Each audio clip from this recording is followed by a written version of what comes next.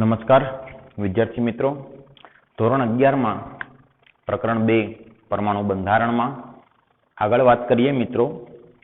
તો અગાઉ આપણે નીલ બોહરના હાઇડ્રોજન પરમાણુ વર્ણપટ અને તેના પરથી નીલ બોહરે તારવેલ ઇલેક્ટ્રોનની ઉર્જાનું સમીકરણ જોયું હતું.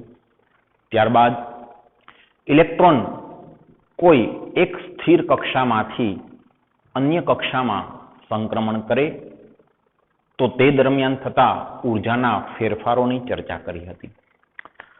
મિત્રો, ફરીવાર આપને યાદ કરાવી દઉં કે ઇલેક્ટ્રોન જો કોઈ ઉપલી કક્ષામાંથી નીચલી કક્ષામાં આવે તો ઉર્જાનું ઉત્સર્જન કરે વિકિરણ સ્વરૂપે, અને જો ઇલેક્ટ્રોનને નીચલી કક્ષામાંથી ઉપલી કક્ષામાં લઈ જવો હોય તો ઉર્જા આપવી પડે. હવે અહીં એક દાખલો છે જે તમારી ટેક્સ્ટબુકમાં કોયડો 2.10 છે, તેના પરથી આ વાતને વધુ સ્પષ્ટ કરીએ તો હાઇડ્રોજન પરમાણુમાં n બરાબર 5 એટલે કે પાંચમી કક્ષામાંથી n બરાબર 2 બીજી કક્ષામાં થતી સંક્રાંતિ દરમિયાન ઉત્સર્જિત થતા ફોટોનની આવૃત્તિ અને તરંગ લંબાઈ ગણો. જો મિત્રો, હાઇડ્રોજન પરમાણુનો ઇલેક્ટ્રોન પાંચમી કક્ષામાં છે, તેમાંથી બીજી કક્ષામાં આવે છે, એટલે ઉપલી કક્ષામાંથી નીચલી કક્ષામાં આવે છે કેન્દ્ર સાથે આકર્ષાઈને, તો આ ઘટનામાં ઉર્જાનું ઉત્સર્જન થશે. મિત્રો, ઉત્સર્જિત થતી ઉર્જા ઋણ ગણાય, શોષાતી ઉર્જા ધન ગણાય. તો સૌ પ્રથમ આપણે શોધવું પડશે આ n બરાબર 5મી એટલે કે પાંચમી કક્ષામાંથી મુખ્ય ક્વોન્ટમાંક 5 માંથી મુખ્ય ક્વોન્ટમાંક 2 માં જ્યારે ઇલેક્ટ્રોન આવે ત્યારે કેટલી ઉર્જાનું ઉત્સર્જન થાય. તો મિત્રો, સૌપ્રથમ તો Ni is equal to 5 લઈશું, Nf is equal to 2 લઈશું. એટલે કે પ્રથમ સ્થિર અવસ્થા તે પાંચમી કક્ષા છે અને ત્યારબાદની જે અવસ્થા છે તે બીજી કક્ષા છે. પાંચમી કક્ષામાંથી ઇલેક્ટ્રોન બીજી કક્ષામાં સંક્રમણ કરે છે. સૂત્ર હતું ડેલ્ટા E, એટલે કે આ સંક્રમણ દરમિયાન જે ઉર્જાનો ફેરફાર થાય તે delta E is equal to 2.18 ગુણ્યા 10⁻18 ઘાત. આને આપણે રીડબર્ગનો અચળાંક કીધો હતો. ત્યારબાદ z² upon ni² minus z² upon nf². આ સૂત્ર આપણે તારવેલું હતું મિત્રો. જો કે હાઇડ્રોજન પરમાણુ માટે z is equal to 1 થાય, હાઇડ્રોજન પરમાણુ માટે પરમાણુ ક્રમાંક 1 છે, z equal to 1 છે, તો અહીંયા 1 લખી નાખીએ તો કોઈ હરકત નથી. 2.18 10⁻18 ઘાત 1 અપોન ni² એટલે પ્રારંભની જે કક્ષા છે પાંચમી 5² માઇનસ 1 અપોન 2². અંતિમ અવસ્થા તે બીજી કક્ષા છે ઇલેક્ટ્રોનની, પાંચમી કક્ષામાંથી બીજી કક્ષામાં સંક્રમણ કરે છે. તો 2.18 ગુણ્યા 10⁻18 ઘાત 1/25 આવશે, ઓછા 1/4 આવશે. સાદરૂપ આપીએ તો મિત્રો 4 અહીંયા ગુણાશે, 25 અહીંયા ગુણાશે, એટલે 4 ઓછા 25 અને છેદમાં 25 ચોકું 100 થશે, બરાબર 2.18 10⁻18 ઘાત 4 ઓછા 25 એટલે ઓછા 21 અને છેદમાં 100, તો ડાયરેક્ટ કરી નાખું છું 0.21. આ બંનેનો ગુણાકાર કરીએ મિત્રો, આ ઋણ કિંમત છે, તેથી delta E is equal to minus, હવે આ બંનેનો ગુણાકાર કરતા ગુણાકાર આવે છે 0.4578 0.4578 into 10⁻⁻18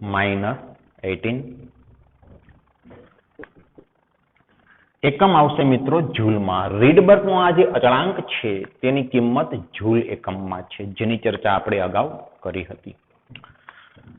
હવે અહીં આ પોઈન્ટને ખસેડી લઉં છું તો 10⁻⁻19 જૂલ થશે મિત્રો.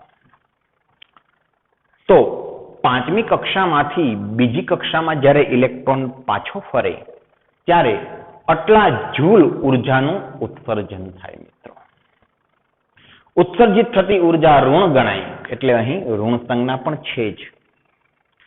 ઉર્જાનું મૂલ્ય, ઉત્સર્જિત થતી ઉર્જાનું મૂલ્ય ઋણ ગણાય, શોષાતી ઉર્જાનું મૂલ્ય ધન ગણાય.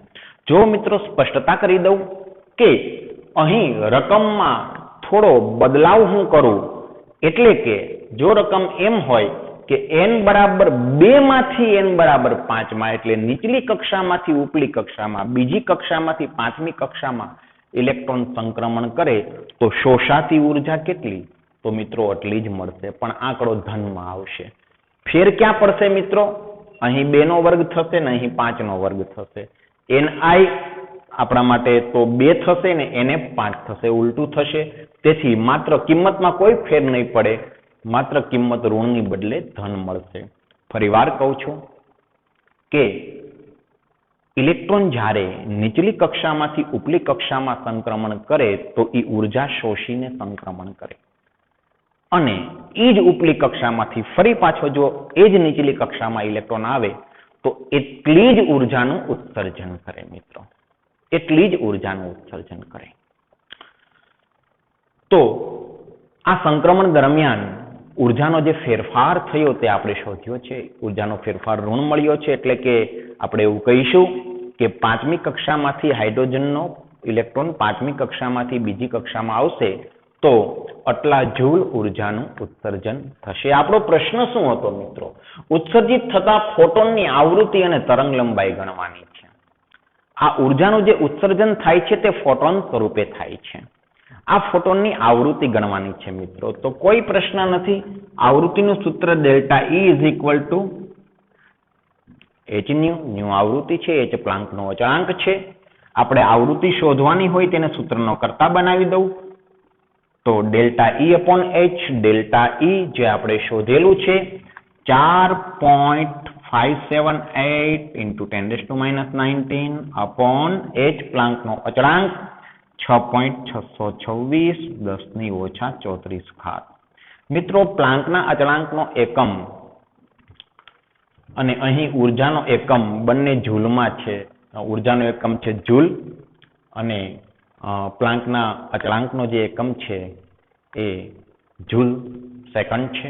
તેથી આવૃત્તિનો એકમ આપણને સેકન્ડ ઇનવર્સ મળશે. સેકન્ડ ઇનવર્સ એટલે હર્ટ્ઝ. પ્રતિ સેકન્ડ દોલનોની સંખ્યાને આવૃત્તિ કહેવામાં આવે છે. ઓકે મિત્રો, આનો ભાગાકાર કરીએ તો ભાગાકાર થશે 0.691 એપ્રોક્સિમેટ ઇન્ટુ 10⁻15 પોઈન્ટ ખસેડી લઉં છું તો 6.91 ઇન્ટુ 10⁻14 સેકન્ડ ઇનવર્સ એટલે કે હર્ટ્ઝ. આ ઉત્સર્જિત ફોટોનની આવૃત્તિ થઈ. બીજો પ્રશ્ન છે આપણો કે તરંગ લંબાઈ ગણો. તો આ ઉત્સર્જિત ફોટોનની તરંગ લંબાઈ પણ શોધવાની છે. મિત્રો ખૂબ જ સહેલું છે. આવૃત્તિ હોય તો તરંગ લંબાઈ શોધી શકાય. આવૃત્તિ is equal to c upon lambda થાય. c પ્રકાશનો વેગ છે, ફોટોનનો વેગ. તો lambda is equal to c upon new આવૃત્તિ થાય. પ્રકાશનો જે વેગ છે c એ 3 into 10⁸ મીટર પર સેકન્ડ છે અને આવૃત્તિ આપણે સેકન્ડ ઇનવર્સમાં શોધી જ નાખી છે. તો 6.91 into 10⁻14. મિત્રો આનો ભાગાકાર થશે 0.434 into 10⁻⁻6. હવે અહીં 4.34 into 10⁻⁷ પણ લખી શકું. એકમ છે મીટરમાં. આ એકમને જો મારે નેનોમીટરમાં ફેરવો હોય તો 10⁹ થી ગુણવું પડે. 10⁹ થી ગુણતા અંતે 434 નેનોમીટર તરંગ લંબાઈ મળે છે મિત્રો. બરાબર વાતને સમજો. પાંચમી કક્ષામાંથી બીજી કક્ષામાં ઇલેક્ટ્રોન આવ્યો, હાઇડ્રોજનનો ઇલેક્ટ્રોન. તો આ ઘટના દરમિયાન ઉત્સર્જિત ઉર્જા આટલા જૂલ થઈ. અહીં એક આપને પ્રશ્ન થતો હશે, ઉર્જાનું મૂલ્ય અહીં ઋણ છે, તો આ સૂત્રમાં મેં ઋણ મૂલ્ય નથી લીધું. શા માટે? ઋણ મૂલ્ય તો ઉત્સર્જિત થાય છે તેમ બતાવે છે. આ સંક્રમણ સાથે સંકળાયેલી ઉર્જા તો આટલા જૂલ જ છે, નિરપેક્ષ મૂલ્ય લેવું પડે એનું.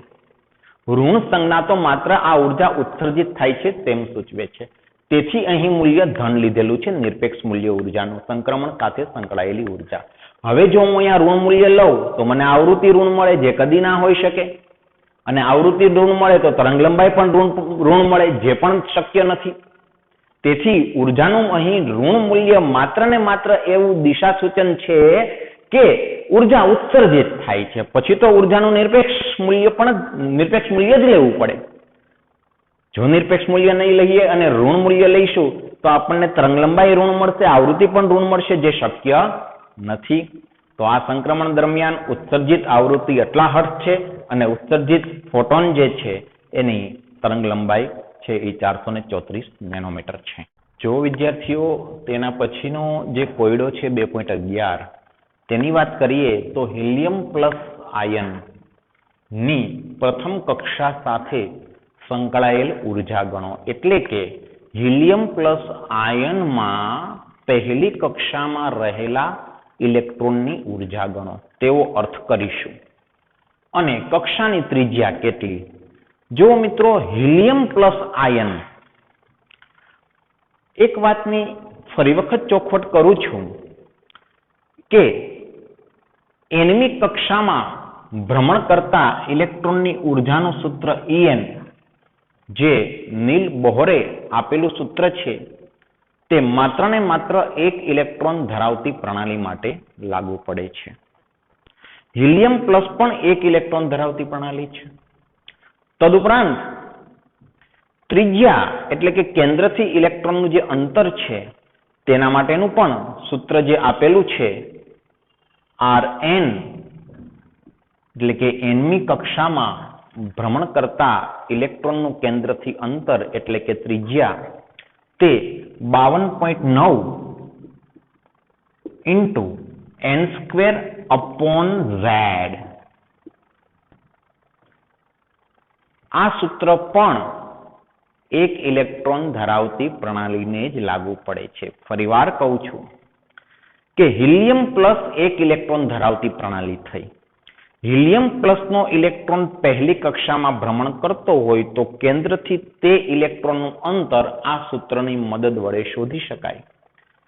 તથા ઇલેક્ટ્રોનની જે ઉર્જા છે En, એટલે કે nમી કક્ષામાં ભ્રમણ કરતા ઇલેક્ટ્રોનની ઉર્જા જૂલ એકમમાં -2.18 10⁻⁸ z²/n². આ પણ એક ઇલેક્ટ્રોન ધરાવતી પ્રણાલી માટે લાગુ પડતું સમીકરણ છે. હવે આપણે શોધવાનું છે ઉર્જા તે કેટલામી કક્ષામાં? પ્રથમ કક્ષા એટલે કે E1, પહેલી કક્ષામાં ભ્રમણ કરતા ઇલેક્ટ્રોનની ઉર્જા E1 = -2.18 × 10⁻⁸ Z. હિલિયમ પ્લસ માટે Z એટલે કે પરમાણુ ક્રમાંક 2 થાય, એટલે કે 2² 4 થશે, છેદમાં n² એટલે પહેલી કક્ષામાં ભ્રમણ કરે છે એટલે n બરાબર 1 થયું, મુખ્ય ક્વોન્ટમાંક 1² 1 થયો. તો આને માત્ર 4 વડે ગુણી નાખવાનું રહેશે મિત્રો. 4 વડે ગુણી નાખતા જવાબ આવે છે 8.72 10⁻⁸ જૂલ. તો મિત્રો હિલિયમનો ઇલેક્ટ્રોન જે પહેલી કક્ષામાં ભ્રમણ કરતો હોય તેની ઉર્જા આટલા જૂલ પણ માઇનસ હોય. આ બાબતની પણ હું ફરી વખત સ્પષ્ટતા કરી દઉં કે પહેલી કક્ષામાં ભ્રમણ કરતા ઇલેક્ટ્રોનની ઉર્જા ઋણ કઈ રીતે? તો ઇલેક્ટ્રોન અનંતમી કક્ષામાંથી પહેલી કક્ષામાં આવે ત્યારે આટલા જૂલ ઉર્જા ઉત્સર્જિત કરી આવ્યો હોય. હિલિયમ પ્લસનો ઇલેક્ટ્રોન અનંત કક્ષામાંથી પહેલી કક્ષામાં આવે ત્યારે આટલા જૂલ ઉર્જા ઉત્સર્જિત કરીને આવ્યો હોય. તેથી આ ઉર્જાનું મૂલ્ય ઋણ છે, જેની ચર્ચા અગાઉ પણ આપણે કરી હતી. હવે શોધવાનું રહ્યું કે આ પહેલી કક્ષામાં ભ્રમણ કરતા ઇલેક્ટ્રોનનું કેન્દ્રથી અંતર એટલે કે ત્રિજ્યા તો આ સમીકરણ પરથી શોધી શકાશે 52.9 ઇન્ટુ n સ્ક્વેર પહેલી કક્ષામાં ભ્રમણ કરે છે 1 સ્ક્વેર અને z બરાબર 2 થશે મિત્રો. તો આનો ભાગાકાર 52.9 ભાગ્યા 2 26.45 જેનો એકમ થશે પાઇકોમીટર. મિત્રો આ સૂત્રમાં એકમ પાઇકોમીટરમાં હતું. હવે પાઇકોમીટરને જો હું મીટરમાં ફેરવી નાખું તો 10⁻12 વડે ગુણવું પડે અને જો નેનોમીટરમાં મારે ફેરવવું હોય મીટરને તો 10⁹ વડે ગુણવું પડે તો 10⁹ તો થઈ ગયો એકમ નેનોમીટર. 10⁻12 ને 10⁹ એનો હિસાબ 10⁻³ થશે તો 26.45 ઇન્ટુ 10⁻³ અને અંતે જવાબ થશે આપણો મિત્રો 0.02645 નેનોમીટર. આટલા નેનોમીટર ત્રિજ્યા હોય મિત્રો. હિલિયમ પ્લસનો ઇલેક્ટ્રોન પહેલી કક્ષામાં ભ્રમણ કરતો હોય તો કેન્દ્રથી તેનું અંતર આટલા નેનોમીટર હોય. આગળ ઉપર જોઈએ મિત્રો તો બોહરના નમૂનાની ખામીઓ. નીલ બોહરે હાઇડ્રોજન પરમાણુ વર્ણપટના અભ્યાસ પરથી હાઇડ્રોજનનો પરમાણુ નમૂનો આપ્યો જે સ્થિર કક્ષાઓ વિશે માહિતી આપતો હતો. તદુપરાંત ત્રિજ્યા વિશે પણ માહિતી આપતો હતો એટલે કે કેન્દ્રથી ઇલેક્ટ્રોનના અંતર વિશે માહિતી આપતો હતો. પરંતુ બોહરનો આ નમૂનો કેટલીક ખામી ભરેલો છે. તેની જો ચર્ચા કરીએ તો નીલ બોહરે જે પરમાણુનો નમૂનો આપ્યો તે હાઇડ્રોજન પરમાણુ વર્ણપટની રેખાઓ લાઇમેન શ્રેણીની રેખાઓ, બામર શ્રેણીની રેખાઓ, પાચન બ્રેકેટ અને ફૂંડ શ્રેણીની જે રેખાઓ છે તેના અભ્યાસ પરથી આપ્યો હતો. યાદ કરો મિત્રો આપણે ચર્ચા કરી હતી કે આ રેખાઓ શાના કારણે મળે છે તો કે ઇલેક્ટ્રોનના સંક્રમણના કારણે. ઉપલી કક્ષામાંથી ઉત્તેજિત પરમાણુનો ઇલેક્ટ્રોન ઉપલી કક્ષામાંથી નીચલી કક્ષામાં સંક્રમણ કરે ત્યારે વિકિરણ સ્વરૂપે જે ઉર્જાનું ઉત્સર્જન કરે છે તેની રેખાઓ હાઇડ્રોજન વર્ણપટમાં જોવા મળતી હતી અને તેના આધારે નીલ બોરે સ્થિર કક્ષાની માહિતી આપી. તદુપરાંત કેન્દ્રથી ઇલેક્ટ્રોનના અંતરની પણ માહિતી આપી. તો ખામીઓ શું છે?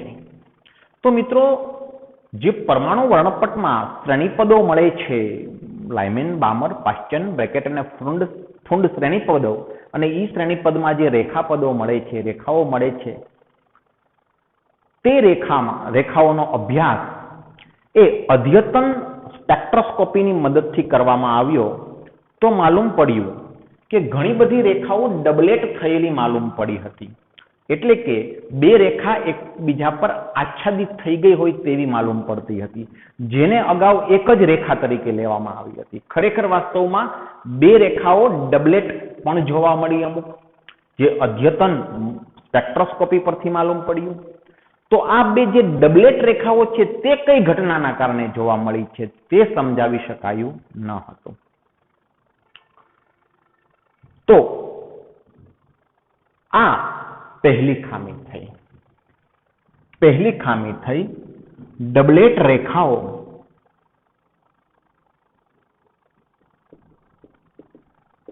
સમજાવી શકાય નહીં. ખૂબ જ સૂક્ષ્મ રીતે અવલોકન કરવામાં આવ્યું અદ્યતન સ્પેક્ટ્રોસ્કોપી તો ડબલેટ રેખાઓ જોવા મળી.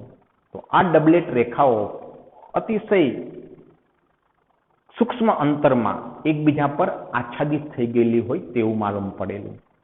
તો આ કઈ ઘટનાના કારણે હતું તે સમજાવી ન શકાયું.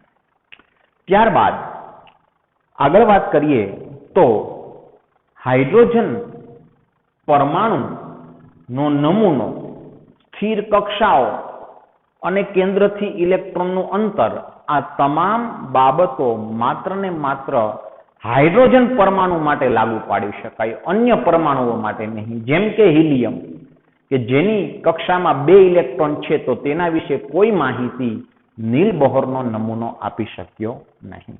એટલે કે નીલ બોહરનો પરમાણુનો નમૂનો માત્ર ને માત્ર હાઇડ્રોજન પૂરતો સીમિત રહ્યો. એક કરતા વધુ ઇલેક્ટ્રોન માટે કોઈ પણ માહિતી પુરવાર કરી શક્યો નહીં. તો આ ખામીનો બીજો મુદ્દો થયો કે માત્ર હાઇડ્રોજન પરમાણુ માટે જ આ નમૂનો સ્વીકાર્ય રહ્યો. એક કરતા વધુ ઇલેક્ટ્રોન ધરાવતા પરમાણુઓ માટે કોઈ માહિતી મળતી નથી. એના પછીની જે ખામી છે તે છે વર્ણપટીય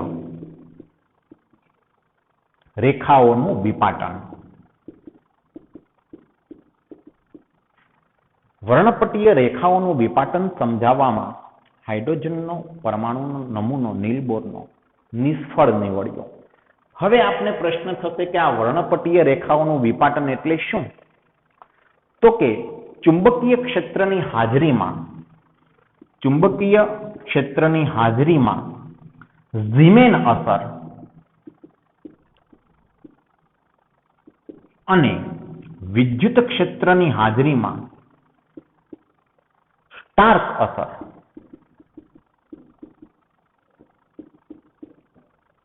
આ વર્ણપટીય રેખાઓનું વિપાટન છે. કહેવાનો અર્થ છે કે હાઇડ્રોજન વિદ્યુત વિભાર નળીમાં જે હાઇડ્રોજન ભરેલો હતો તેમાંથી જે વિકિરણો ઉત્સર્જન થતા હતા તેનું ચુંબકીય ક્ષેત્રની હાજરીમાં વિપાટન થાય તેને ઝીમેન અસર કહેવાય અને વિદ્યુત ક્ષેત્રની હાજરીમાં વિપાટન થાય તેને સ્ટાર્ક અસર કહેવાય. આ અસર નીલ બોરના પરમાણુ નમૂના વડે સમજી શકાય ન હતી. એ સમજાવવામાં પરમાણુનો નમૂનો નિષ્ફળ નીવડ્યો હતો. તેની કોઈ બાબતની તેમાં ચર્ચા કરેલી હતી નહીં. ફરીવાર કહું છું મિત્રો કે જે વિકિરણો ઉત્સર્જન થાય છે વિદ્યુત વિભાર નળીમાંથી તેમાં હાઇડ્રોજન વાયુ ભરેલો હતો જેનાથી વર્ણપટ રચાયો હતો. એ વિદ્યુત વિભાર નળીમાં હાઇડ્રોજન વાયુ ભરેલો હતો તેમાંથી વિકિરણો ઉત્સર્જન થતા હતા. આ વિકિરણોની ઝીમેન અસર એટલે કે ચુંબકીય ક્ષેત્રની હાજરીમાં વિકિરણોનું વિપાટન અને વિદ્યુત ક્ષેત્રની હાજરીમાં પણ વિકિરણોનું વિપાટન એની કોઈ પણ પ્રકારની ચર્ચા હાઇડ્રોજન પરમાણુ નમૂનામાં કરવામાં આવી ન હતી. તે પણ ખામી ગણાય. અને બીજી ખામી છે કે પરમાણુ રાસાયણિક બંધ બનાવી અને અણુ બનાવે તેની કોઈ પણ માહિતી આ પરમાણુ નમૂનામાં કરવામાં આવી ન હતી. એટલે કે પરમાણુની બંધ બનાવવાની ક્ષમતા, કયા બંધ? રાસાયણિક બંધ બનાવવાની ક્ષમતા વિશે કોઈ પણ પ્રકારની ચર્ચા હાઇડ્રોજન પરમાણુ નમૂનામાં કરવામાં આવી ન હતી. તો આ થઈ નીલ બોહરના નમૂનાની ખામીઓ. આ ખામીઓ ત્યારબાદ નિવારવામાં આવી તબક્કાવાર. પરંતુ આ ખામી નિવારવા માટે બીજી થિયરી પણ ભણવી પડે, જે આપણે ભણીએ. તો મિત્રો, હાઇડ્રોજન પરમાણુનો જે નીલ બોરનો નમૂનો છે તેની ખામીઓ કઈ રીતે દૂર થઈ, ત્યારબાદ કઈ થિયરી અસ્તિત્વમાં આવી તેની તબક્કાવાર ચર્ચા કરીએ. તો સૌપ્રથમ દ્રવ્યની દ્વૈત વર્તણૂક. દ્રવ્યની દ્વૈત વર્તણૂકનો અભ્યાસ કરવા માટે થોડી બાબતોને આપણે યાદ કરી લઈએ. તો મિત્રો, ગરમ પદાર્થ કે કાળા પદાર્થમાંથી ઉત્સર્જિત થતા વિકિરણોનો સ્વભાવ, જેની આપણે ચર્ચા કરી હતી કે ગરમ પદાર્થ કે કાળા પદાર્થમાંથી ઉત્સર્જિત થતા વિકિરણોનો સ્વભાવ સમજાવવા માટે પ્લાન્કે વિકિરણને કણ પ્રકૃતિ છે તેવું નિવેદન આપ્યું તથા આ વિકિરણ કે જે કણ પ્રકૃતિ ધરાવે છે તેને ફોટોન નામ આપ્યું અને આ ફોટોનની જે ઉર્જા છે તેનું સૂત્ર પણ આપ્યું હતું કે ઉર્જા ફોટોનની E = hν, જ્યાં h તે પ્લાન્કનો અચળાંક છે અને ν તે ફોટોનની આવૃત્તિ છે. હવે પ્લાન્કે ગરમ કે કાળા પદાર્થમાંથી ઉત્સર્જિત થતા વિકિરણોનો સ્વભાવ સમજાવવા માટે વિકિરણને કણ તરીકે સ્વીકાર્યો, ફોટોન તરીકે સ્વીકાર્યો. અને આ કણ એટલે કે ફોટોનની ઉર્જાનું આ સમીકરણ છે. આઇન્સ્ટાઈને ફોટો ઇલેક્ટ્રિક અસર પરથી આ બાબતને સાબિત કરી બતાવી કે વિદ્યુત ચુંબકીય વિકિરણ છે તે કણ પ્રકૃતિ ધરાવે છે. આઇન્સ્ટાઈનનું જે સૂત્ર હતું મિત્રો, E = mc², ખૂબ જ પ્રચલિત સૂત્ર છે કે કોઈ પણ દ્રવ્યમાનનો નાશ થાય ડેલ્ટા m જેટલા અથવા તો m જેટલા દ્રવ્યમાનનો નાશ થાય તો mc² જેટલી ઉર્જા ઉત્પન્ન થાય. m તે દ્રવ્યમાન છે અને c તે પ્રકાશનો વેગ છે. મિત્રો, ધ બ્રોગલી નામના વૈજ્ઞાનિકે એક ખૂબ જ રસપ્રદ નિવેદન આપ્યું. તેણે કહ્યું કે પ્રકાશ વિદ્યુત ચુંબકીય વિકિરણ કે જેની વર્ષોથી તરંગ પ્રકૃતિ સ્વીકારાયેલી છે તેને જો કણ કહી શકાતો હોય તો કણને તરંગ કેમ ન કહી શકાય? બરાબર સાંભળજો મિત્રો.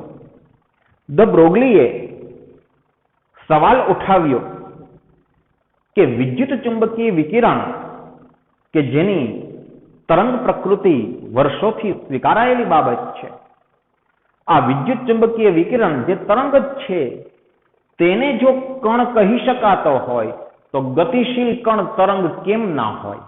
તો ગતિશીલ કણને પણ તરંગ ગણવો પડે. ખૂબ જ વિચિત્ર નિવેદન લાગે છે મિત્રો કે ચાલો વિકિરણને કણ પ્રકૃતિ છે તે તો ફોટો ઇલેક્ટ્રિક અસર ઉપરથી સાબિત થયું કે ધાતુની સપાટી પર વિકિરણ અથડાણો એટલે જરા પણ સમય ગુમાવ્યા વગર ત્યાંથી ઇલેક્ટ્રોન ઉત્સર્જિત થઈ ગયો, નીકળી ગયો. તો કણને તો કોઈ કણ જ ખસેડી શકે, ઇલેક્ટ્રોન કણ છે, એને વિકિરણે ખસેડ્યો તો વિકિરણ પણ કણ થયું. તો ફોટો ઇલેક્ટ્રિક અસર પરથી વિકિરણની કણ પ્રકૃતિ તો સાબિત થઈ ગઈ. પણ હવે આ નિવેદન છે તે કેમ સ્વીકારવું? ધ બ્રોગલીએ કહ્યું કે વિકિરણ જે તરંગ છે તેને જો તમે કણ ગણતા હો તો ગતિશીલ કણ પણ તરંગની જેમ ગતિ કરતો હોવો જોઈએ. થિયોરિટિકલી તો વાત સાચી લાગે છે પણ સ્વીકારવું તે અઘરું છે કે ગતિશીલ કણને તરંગ પ્રકૃતિ હોય તેવું કીધું ધ બ્રોગલીએ. ગતિશીલ કણને તરંગ પ્રકૃતિ હોય એટલે કે કોઈ કણ ગતિમાં હોય તો તે તરંગની જેમ ગતિ કરતો હોય તેવું નિવેદન ધ બ્રોગલીએ આપ્યું. વળી મજાની વાત તો એ છે કે ધ બ્રોગલીએ ગતિશીલ કણ તે તરંગ છે અને તેની તરંગ લંબાઈ શોધવી હોય તો સૂત્ર કયું તે પણ આપ્યું. વિચિત્ર લાગે છે ને મિત્રો કે ગતિશીલ કણ તરંગ છે, તે તરંગ પ્રકૃતિ ધરાવે છે તેવું ધ બ્રોગલીએ નિવેદન આપ્યું. એટલે તમે વિચારતા હશો કે કોઈ દડાનો આપણે થ્રો કરીએ, ઘા કરીએ તો તે તરંગની જેમ જાય તેવું ધ બ્રોગલીએ કીધું. હવે આપણે જાણીએ છીએ કે એવી તરંગની જેમ તો દડો જતો નથી, સીધો જ જાય છે. જોઈએ કે ગતિશીલ કણ તરંગ પ્રકૃતિ કઈ રીતે ધરાવી શકે અને એની તરંગ લંબાઈ કેટલી હોઈ શકે? જો કદાચ ગતિશીલ કણ તરંગની જેમ ગતિ કરતો હોય તો તરંગ લંબાઈ કેટલી હોઈ શકે તેનું સૂત્ર પણ આપ્યું. કઈ રીતે આપ્યું? તો ધ બ્રોગલીએ પ્લાન્કનું આ સમીકરણ લીધું જે તો સત્ય છે કે ફોટોન શું છે? કણ છે. તેની ઉર્જા કેટલી? તો કે પ્લાન્કનો અચળાંક ગુણ્યા ન્યુ એટલે આવૃત્તિ જેટલી ફોટોનની, જે તરંગ તો છે જ ફોટોન. તદુપરાંત E = mc², જે આઇન્સ્ટાઈનનું સૂત્ર છે. તો આ બંને ઉર્જાના જ સમીકરણો છે. બંને વિકિરણ સ્વરૂપે ઉર્જા, દ્રવ્યમાનનો ક્ષય થાય તો વિકિરણ સ્વરૂપે જ ઉર્જા ઉત્સર્જન થાય છે. આ પણ વિકિરણ જ છે, ફોટોન, જેને કણ તરીકે ધારેલો છે, સ્વીકારેલો છે. આ બંને વિકિરણની જ ઉર્જા છે. તો હું લખી શકું hν = mc². ધ બ્રોગલીએ સૂત્ર તારવી બતાવ્યું પ્લાન્ક અને આઇન્સ્ટાઈનના સૂત્ર પરથી. શેનું સૂત્ર? ગતિશીલ કણ જે તરંગ છે એની તરંગ લંબાઈ શોધવાનું સૂત્ર. જુઓ કઈ રીતે કે આ પણ ઉર્જા છે તો બે બરાબર લખી શકાય. બિલકુલ સાચી વાત છે. હવે ન્યુ એટલે આવૃત્તિ છે પ્રકાશની આવૃત્તિ. ન્યુ = તો કે c/λ. Is equal to mc square. cc અહીંયા ઉડી જાય છે તો h upon lambda is equal to m into c. જ્યાં c પ્રકાશનો વેગ છે તો lambda is equal to mc h upon mc. Lambda is equal to h upon mc. લેમડાને સૂત્રનો કરતા બનાવ્યો, m ઇન્ટુ c નીચે આવી ગયા. જો મિત્રો લેમડા શું છે? તરંગ લંબાઈ. h શું છે? પ્લાન્કનો અચળાંક. m શું છે? દ્રવ્યમાન. અને c શું છે? પ્રકાશનો વેગ. પરંતુ આ થઈ પ્રકાશની વાત, વિકિરણની વાત. પરંતુ જો કણની વાત કરીએ તો કણના વેગને v વડે દર્શાવાય તો c ની બદલે v કહું છું, તો lambda is equal to h upon mv. તો તરંગ લંબાઈ, કોની તરંગ લંબાઈ? તો કે ગતિશીલ કણ જે તરંગ પ્રકૃતિ ધરાવે છે તેની તરંગ લંબાઈ જો માપવી હોય તો આ સૂત્ર છે. ગતિશીલ કણની તરંગ લંબાઈ લેમડા બરાબર પ્લાન્કનો અચળાંક ભાગ્યા જે કણ ગતિમાં છે તેનું દ્રવ્યમાન અને v તે કણનો વેગ. એટલે કે v વેગથી ગતિ કરતા m દ્રવ્યમાન ધરાવતા કણની તરંગ લંબાઈ આટલી હોય. જો મિત્રો ખૂબ જ મજાની વાત છે કે દ બ્રોગલીએ નિવેદન આપ્યું કે પ્રકાશ, વિદ્યુત ચુંબકીય વિકિરણ જે તરંગ છે તેને જો તમે કણ કહેતા હો તો હું ગતિશીલ કણને તરંગ કહું છું. તો ખોટું પણ શું છે? અને તેની તરંગ લંબાઈ શોધવાનું એટલે કે ગતિશીલ કણની તરંગ લંબાઈ શોધવાનું સૂત્ર પણ આપી દીધું, જે પણ પ્લાન્ક અને આઈન્સ્ટાઈનના સૂત્ર પરથી તારવેલું છે. તેનું પોતાનું તો છે નહીં કે ગતિશીલ કણ જે તરંગ પ્રકૃતિ ધરાવે છે તેની તરંગ લંબાઈ h અપોન mv જેટલી હોય. m ઇન્ટુ v, દળ ગુણ્યા વેગ, જેને વેગમાન પણ કહેવાય. તો હું આવું પણ લખી શકું, lambda is equal to h upon p. મિત્રો તરંગ લંબાઈ, ગતિશીલ કણ જે તરંગ પ્રકૃતિ ધરાવે છે તેની તરંગ લંબાઈ તે કણના દળના વ્યસ્ત પ્રમાણમાં છે. તો જે ગતિશીલ કણ છે તેનું દ્રવ્યમાન જો ઊંચું હશે તો તરંગ લંબાઈ ખૂબ સૂક્ષ્મ હશે. દ્રવ્યમાન જો વધુ હશે તો તરંગ લંબાઈ ખૂબ જ સૂક્ષ્મ હશે, જેને અવલોકી શકાશે નહીં, માપી શકાશે પણ નહીં. ફરીવાર સમજો મિત્રો કે ગતિશીલ સૂક્ષ્મ કણ છે તેની તરંગ લંબાઈ, ગતિશીલ કણ તે તરંગ પ્રકૃતિ ધરાવે છે અને તેની તરંગ લંબાઈ આ સૂત્રની મદદથી માપી શકાય. હવે ગતિશીલ જે કણ છે તેની તરંગ લંબાઈ, જે તરંગની જેમ ગતિ કરે છે તેની તરંગ લંબાઈ તે કણના દળના વ્યસ્ત પ્રમાણમાં છે. તો એનો અર્થ એમ થાય કે કણનું દળ જો મોટું હશે તો તરંગ લંબાઈ એટલી સૂક્ષ્મ હશે કે માપી શકાશે નહીં, અને જો કણનું દળ ખૂબ જ સૂક્ષ્મ હશે તો એ કણ તરંગની જેમ ગતિ કરતો હશે અને તેની તરંગ લંબાઈ પણ માપી શકાશે. મિત્રો હું નિવેદનને સુધારું છું. દ બ્રોગલીએ એવું કહેલું છે કે ગતિશીલ અતિ સૂક્ષ્મ કણ તરંગ પ્રકૃતિ ધરાવે છે. અતિ સૂક્ષ્મ કણ છે તેનું દ્રવ્યમાન ઓછું હોય ને દ્રવ્યમાન ઓછું હોય તો તરંગ લંબાઈ અવલોકી શકાય તેટલી મોટી હોય. એટલે કે ઇલેક્ટ્રોન, પ્રોટોન, ન્યુટ્રોન, હાઇડ્રોજન પરમાણુ જેવા સૂક્ષ્મ કણો જ્યારે ગતિ કરતા હોય ત્યારે તે તરંગની જેમ જ ગતિ કરતા હોય અને તેની તરંગ લંબાઈ આ સૂત્રની મદદથી માપી શકાય. ફરીવાર કહું છું, દ બ્રોગલીનું નિવેદન કે ગતિશીલ અતિ સૂક્ષ્મ કણ તરંગ પ્રકૃતિ ધરાવે છે. મિત્રો અતિ સૂક્ષ્મ કણ જ્યારે ગતિમાં હોય, ઇલેક્ટ્રોન જ્યારે ગતિમાં હોય તો તે તરંગની જેમ ગતિ કરતો હોય અને તેની તરંગ લંબાઈ આ સૂત્રની મદદથી માપી શકાય. Lambda is equal to h upon mv. માનો કે કોઈ ઇલેક્ટ્રોન ચોક્કસ વેગથી ગતિ કરે છે તો તેનો વેગ v, ઇલેક્ટ્રોનનું દ્રવ્યમાન જે હોય તે મૂકવાનું અને પ્લાન્કનો અચળાંક ભાગાકાર કરો તો v વેગથી ગતિ કરતા ઇલેક્ટ્રોનની તરંગ લંબાઈ મળે. તો એનો અર્થ એમ થાય કે ગતિશીલ સૂક્ષ્મ કણ તરંગ પ્રકૃતિ ધરાવે છે, તરંગની જેમ ગતિ કરે છે. પરંતુ આ જે સિદ્ધાંત છે દ બ્રોગલીનો તે મોટા કણો માટે લાગુ પડતો નથી. તો કોઈ દડો હોય કે કોઈ પથ્થર હોય તેનો આપણે થ્રો કરીએ તો તે કઈ તરંગની જેમ નથી જતો, સીધો જ જાય છે. કારણ શું? કારણ તેનું દ્રવ્યમાન મોટું છે. દ્રવ્યમાન મોટું હોય તો તરંગ લંબાઈ એટલી બધી સૂક્ષ્મ હોય કે અવલોકી શકાય નહીં કે માપી પણ શકાય નહીં. તો દ બ્રોગલીનો આ સિદ્ધાંત ગતિશીલ અતિ સૂક્ષ્મ કણોને લાગુ પડે છે, નહીં કે કોઈ મોટા કણોને. અને આ અતિ સૂક્ષ્મ કણો એટલે કેટલા?